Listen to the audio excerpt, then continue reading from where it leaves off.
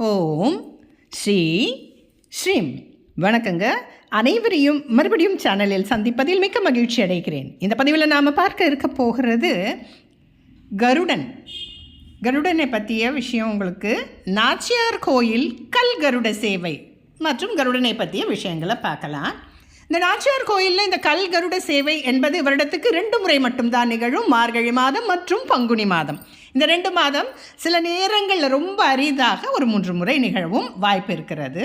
அதே மாதிரி திருநாங்கூர்லேயும் இந்த கருட சேவைகள் உண்டு. உங்களுக்கு பெருமாளுக்கு உங்களுக்கு அவர் ரொம்ப வேண்டி வரம் வாங்கி ஒரு வாகனமாக அவர் அமர்ந்திருக்கிறார். உங்களுக்கு கருட சேவை அப்படிங்கிறது பார்த்தீங்கன்னா சகல வைணவ ஆலயங்களிலுமே ரொம்ப சிறப்பாக கொண்டாடப்படும். அது மாதங்களில் மார்கழியாக கிருஷ்ண பகவான் இருக்கிறபடியால் இந்த கருட சேவை ரொம்ப சிறப்பித்து சொல்லப்படுகிறது.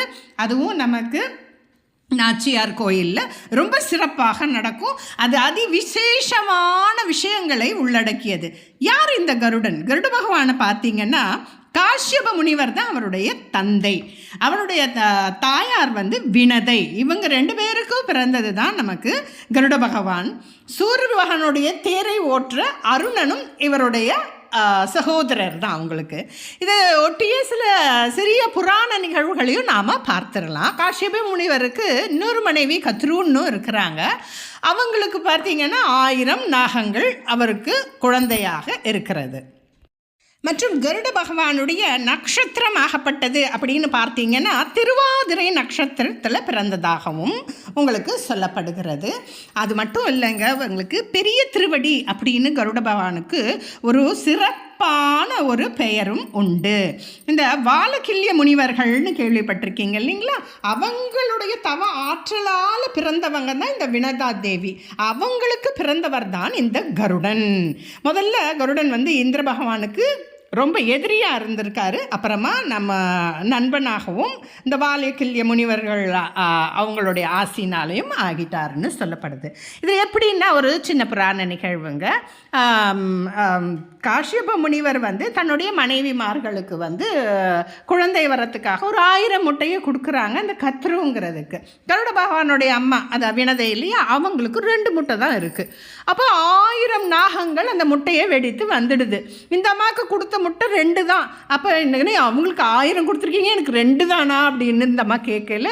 ரொம்ப பராக்கிரமசாலியாக இருக்கிற குழந்தைகள் உங்களுக்கு அப்படி ஒரு குழந்தை பிறக்க போகுது அப்படின்னு சொல்லிட்டு அதனால் அந்த அம்மா கொஞ்சம் மனசு சாந்தமாயிடுறாங்க. அது முட்டை வெடிக்கலையேன்னு போய் அவசரப்பட்டு அதை இது பண்ணினதுனால அங்கஹீனமாக அருண பகவான் பிறக்கிறாரு. அருணன் யார்? சூரிய பகவானுடைய தேரோட்டி. அப்போ அவர் என்ன கேட்குறாரு, அம்மா நீ ரொம்ப அவசரப்பட்டதுனால நான் இப்படி அங்கஹீனமாக இருக்கிறேன், இருந்தாலும் பரவாயில்ல, தம்பியோடைய முட்டையாவது முழுசாக வளர விட்டு நீங்கள் நம்ம ஒரு எளிமையாக சொல்கிறேங்க உங்களுக்கு, அதனால் அது டிஸ்டர்ப் பண்ண வேண்டான்ற மாதிரி அவர் கேட்டுக்கிறாரு அருண பகவான். அதற்கப்புறமா தானாக தான் நமக்கு கருட பகவான் வருகிறாரு. அவர் பறவை இனத்தை சேர்ந்த அந்த கருடன் அப்படின்ற மாதிரி சொல்கிறாங்க. இதுதான் உங்களுக்கு ஒரு எளிமையான ஒரு விஷயமாக இருக்கிறது உங்களுக்கு. அதே மாதிரி கருட பகவானுக்கு 2 மனைவிமார்கள், சுகீர்த்தி ருத்ரை அப்படின்ற ஒரு மனைவிமார்கள் இருக்கிறாங்க. பெருமாள் வைணவ ஆலயங்களில் எல்லா இடத்துலையுமே பார்த்தீங்கன்னா முதல்ல கருடனை சேவித்துட்டு கொடிமரத்துக்கு கீழே இருப்பார். அது கருட கூட இருக்கும். அதே மாதிரி சகல பிரம்மோத்சவம்னா ஒரு 10 நாள் உற்சவமாக கொண்டாடப்படுகிற பிரம்மோத்சவங்கள்னு சொல்லப்படுகிறது. அப்போ முதல்ல கருட கொடியை ஏற்றிட்டு தான் இந்த மாதிரி நடக்கும். அப்போது ஒரு முறை என்ன ஆயிடுதுன்னா, கருடனுடைய அம்மா வினதை என்ன பண்ணுறாங்க, உச்சைஸ்வரஸ்ன்னு ஒரு தேவலோக குதிரை இருக்கு இல்லையா, வெள்ளை குதிரை, அதுக்கு ஒரு வால் இருக்குது. எப்போ பார்த்தாலும் அவங்களுக்கு ஒரு போட்டி, வினதைக்கும் கத்ருக்கும். அப்போ அந்த அம்மா என்ன சொல்கிறாங்க, அங்கே பாரு அந்த உச்சைஸ்வரஸ்ன்னு இருக்குது, அதுக்கு வால் என்ன நிறத்தில் இருக்குன்னு. இந்த மாதிரி ரொம்ப வெகுளி வினதை, என்ன கருப்பு கலரில் தானே இருக்குன்னு. இல்லை அப்படிங்கிறாங்க. அப்போ உடனே நான் அதை நிரூபிச்சிட்டாக்கா நீ எனக்கு அடிமை அப்படின்னு சொல்கிறாங்க. என்னது இது, எனக்கு ஒன்றுமே புரியல. அது உச்சைஸ்வரசுங்கிறது பார்த்தீங்கன்னாக்கா உங்களுக்கு வெள்ளையாக இருக்கும், வெள்ளை குதிரைன்னு அது பேர். அப்போ வெள்ளையாக தானே இருக்குது, நம்ம என்ன தோக்க போகிறோம், நம்ம உண்மையைத்தானே சொன்னோம். இந்த மாதிரி என்ன பண்ணுறாங்க, அந்த 1000 நாகங்களையும் கூப்பிட்றாங்க. அவங்க பிள்ளைங்களெல்லாம் கூப்பிட்டுட்டு நீங்கள் எல்லாம் போய் அந்த வாலை மறைச்சி கருப்பாக மாற்றிடணும் அப்படின்னு. அதில் மறுக்கிற குழந்தைங்களுக்கு சாபமும் கொடுத்துட்றாங்க. அம்மா அப்போ அவங்க பெரியம்மா வந்து நம்மளை திட்டமாட்டாங்களா, நமக்கு சாப்பிட மாட்டாங்களான்னு. யாரெல்லாம் எனக்கு அடி பண்ணிலையோ என் சொல்லுக்கு கட்டுப்படலையோ இவங்கெல்லாம் நெருப்பில் போய் மாண்டு போவாங்கன்னு இந்த அம்மா பெத்த நாகங்களுக்கே சாபம் கொடுத்துடுறாங்க. அதனால் உடனே மற்ற நாகங்கள்லாம் பயந்து போயிட்டு அந்த வாலை மறைச்சி கருப்பாக காமிச்சிடுது. உடனே வினதை இந்த அம்மாவுக்கு அடிமை ஆயிடுறாங்க, படாத பாடுபடுத்துகிறாங்க. அப்போ அவங்கள விடுவிக்கணும்னா என்ன கண்டிஷன் அப்படின்னு கேட்டாக்கா, இந்திர பகவான்கிட்ட இருக்கிற அமிர்த கலசத்தை கொண்டு வந்து கொடுத்தீங்கன்னா உங்கள் அம்மாவை விடுதலை பண்ணுவேன் அப்படின்னு கருட பகவானுக்கு தன் தாய் வந்து அவ்வளோ கஷ்டப்படுறது அவருக்கு கண்ணீர் பெருகுது அவருக்கு. உடனே போய் இந்திரன்ட்ட இருந்து அந்த அமிர்த கலசத்தை கொண்டு வந்து அது ஒரு தர்பை புல்பாயில் சிந்திடுது. இந்திர பகவான் வந்து மாதிரி கொண்டு வந்துட்டேன், எங்களை விடுதலை பண்ணிவிடுங்கோ அப்படின்னு சொல்லிட்ட உடனே அவங்க அம்மாவுக்கு விடுதலை கொடுத்துட்றாங்க அந்த அம்மா கத்ரு. அதனால் அவங்க அம்மா வினதையை கூட்டிகிட்டு கருட பகவான் வந்துடுறாரு. அப்போ இந்திர பகவான் வந்து இதுக்கு மேலே அது இருக்கக்கூடாதுன்னு சொல்லிட்டு அந்த அமிர்த கலசத்தை தூக்கிட்டு போய்டுறாரு இந்திரலோகத்துக்கு. அப்போ அங்கே கொஞ்சம் அமிர்தம் சிந்தி இருக்கிறத வந்து இந்த நாகங்கள் எல்லாம் நக்கி சாப்பிடும்போது அதனால தான் நாகத்துக்கு நாக்கில் பிளவு ஏற்பட்டு ரெட்டை நாக்காக இருக்கிற இதுதான் உங்களுக்கு இந்த கருட பகவானுடைய பிறந்த கதை. இதெல்லாமே உங்களுக்கு இதுதான் ஒரு சின்ன விஷயம். இப்போ அம்மா பேச்சை கேட்காம சில நாகங்கள்லாம் சாபம் வாங்குச்சு இல்லையா, அந்த நாகங்கள் தான் பிற்காலத்தில் ஜனமேஜயன் வந்து ஒரு யாகம் நடத்தி அவங்க அப்பா பரீட்சித்து மகாராஜா நாகத்தினால தானே இறந்தார். அந்த யாகத்தில் விழுந்து மாண்ட நாகங்கள் தான் இந்த அம்மா சொல்லு கேட்காம அவங்க சாபத்தால் போன நாகதேவர்கள் தான் அந்த நாகம். அது மட்டும் இல்லாமல் இந்த நாகங்களையே வந்து கருட பகவான் ஆபரணங்களாக போட்டுடுறாங்க. எப்படி பார்த்தீங்கன்னா இந்த நவநாகம் அஷ்டநாகம்லாம் சொல்கிறாங்க இல்லையா, அந்த மாதிரி கருட பகவான் ஆதிசேஷன் அப்படின்ற பாம்பை தன்னுடைய இடது கால் நகத்திலையும், குளிகன் அப்படின்ற ஒரு நாகத்தை கழுத்துன்னு பின்பக்கத்திலையும், வாசுகிய பூநூலாகவும், கார்கோடகனை கழுத்துக்கு மாலையாகவும், தட்சகன் அப்படின்ற நாகத்தை இடுப்பிலும் போட்டு இருக்கிறாரு. பதுமம் அப்புறம் மகா பதுமம் அப்படின்ற ஒரு 2 நாகங்களை தான் அவருடைய காது அணிகளாகவும், சங்கச்சூடன் அப்படின்னு ஒரு இதை எடுத்து தலைமுடியிலும் கருடன் அந்த மாதிரி ஆபரணமாக போட்டிருக்கிறாரு. இது நீங்கள் வந்து ஸ்ரீரங்கத்தில் பார்க்கலாம்.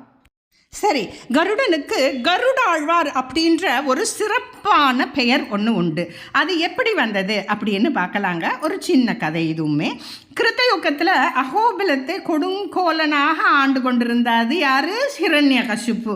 அவர் வதம் செய்கிறதுக்கு தன்னுடைய பக்தரான பிரகலாதனை காப்பாற்றுறதுக்காக பெருமாள் நரசிம்ம அவதாரம் எடுக்கிறார். அப்போ என்ன பண்ணுறாருன்னாக்கா, அவரை காக்க போகும்போது கருடன் மேலே வரல, எந்த வாகனமும் இல்லாமல் உடனே தூணை பிளந்து கொண்டு வந்து தான் அவர் பிரகலாதனை காக்கிறாரு. அப்போ கருடன் இதை தெரிஞ்ச உடனே ரொம்ப வருத்தப்பட்டு கருடன் வந்து நரசிம்ம அவதாரம் பிரகலாதனுக்கு காட்டுன மாதிரி எனக்கும் காட்டுங்க அப்படின்னும் போது பெருமாள் சொல்கிறாரு, நீ நல்ல தவம் பண்ணு, அப்போ நான் உனக்கு இந்த காட்சியை தரேன் அப்படின்னு சொல்லி உறுதி கொடுக்குறாரு.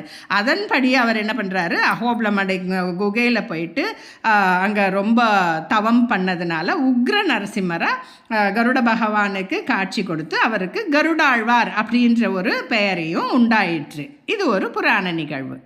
இன்னும் சிறப்பாக சொல்ல போனாக்கா, நம்ம கும்பாபிஷேகம் நடக்கும்போது கருடன் வட்டமிடுறது, அதே மாதிரி சபரிமலை ஐயப்பனுக்கு வந்து நகை ஆபரணங்கள்லாம் கொண்டும்போது இந்த கருடன் வட்டமிடுறது, இதெல்லாம் பார்த்திங்கன்னா இன்றளவுமே கருடாழ்வாருடைய சிறப்பும் அவர் பெருமாள் மீது கொண்டுள்ள பக்தியை காட்டப்படுகிறதுக்காகவே தான் இத்தனை நிகழ்வும் இந்த கலியுகத்தில் கூட நடந்து கொண்டு தான் இருக்கிறது. அதே போல் கருட பகவான் எல்லா சன்னதிகளும் எல்லா கோயில்லையும் பார்த்தீங்கன்னா ஒரு காலை மண்டி போட்டு முட்டி போட்டு கையை அப்படியே பெருமாளை சேவிக்கிறதுக்காக 2 கையும் ஏந்தி பெருமாளை தாங்குற மாதிரி தான் அவர் எப்பயுமே காட்சி கொடுத்துருக்கிறாரு. அதே போல் நாகாபரணங்கள்லாம் அணிந்து கொண்டு இருக்கிறாரு. நிறைய இந்த ராகு தோஷம் அது மாதிரி இருக்கிறவங்களாம் கருடனை சேவிக்கிறதும் நல்லதுன்னு நம்ம பெரியவங்கெல்லாமும் சொல்லியிருக்கிறாங்க. நிறைய ஆலயங்களில் பார்த்தீங்கன்னா சித்திரை திருவோண நாளை தீர்த்த நாளாக வச்சுட்டு பல பெருமாள் கோயிலெல்லாம் பிரம்மோற்சவம் வரும். அதில் எல்லாமே இந்த கருட வாகனம், அந்த கருட இதுதான் ரொம்ப சிறப்பாக சொல்லப்படுது. அதே மாதிரி வைகாசி விசாக கருட சேவை அதுவும் ரொம்ப சிறப்பாக நடும். ரத சப்தமி அன்னைக்கு திருப்பதியில் பார்த்தீங்கன்னா உங்களுக்கு பிரம்மோற்சவத்தில் கருட வாகன சேவை ரொம்ப புகழ் பெற்றது. அதை பார்க்குறவங்களுக்கு மறுபிறவி கிடையாது அப்படின்ற நமக்கு ஒரு ஐதீகம் உண்டு. பெருமாளை கருட வாகனத்தில் சேவித்தவங்களுக்கு மறுபிறவி கிடையாது அப்படின்ற நம்ம வைணவ நம்பிக்கை. நமக்கு நம்பிக்கை தான் நம்முடைய வாழ்க்கை. நிறைய கருட சேவைகள் இருக்குது. இதில் சிறப்பித்து சொல்லணுன்னா திருநாங்கூர் 11 கருட சேவை, நாச்சியார் கோயில் கல் கருட சேவை ரொம்ப பிரசித்திங்க. அந்த மாதிரி நிறைய இடத்துல உங்களுக்கு நடக்கிற இடத்துலலாம் நீங்கள் போயிட்டு பார்த்துக்கலாம். அதே போல் ஆடி அமாவாசைக்கு அதை தாண்டி வருகிற பஞ்சமி, அப்போ சுவாதி நட்சத்திரத்தோடு சேர்ந்து வரும். அதை தான் கருடன் அவதரித்த நன்னாளாக நாம் கருட பஞ்சமி அப்படின்னு எல்லா கோயில்களிலும் சகல வைணவ ஆலயங்களிலுமே நம்ம கொண்டாட்டமாக கொண்டாடுகிறோம். அதே மாதிரி கருட புராணம்னு ஒன்று இருக்குங்க.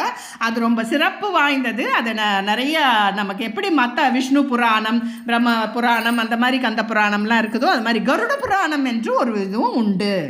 இந்த கருட புராணம் பெருமாளே கருடனுக்கு போதித்ததாகவும் கூறப்படுகிறது.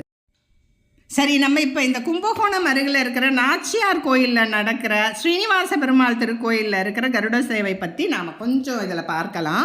இது ஒரே கல்லிலான கல் கருடன்.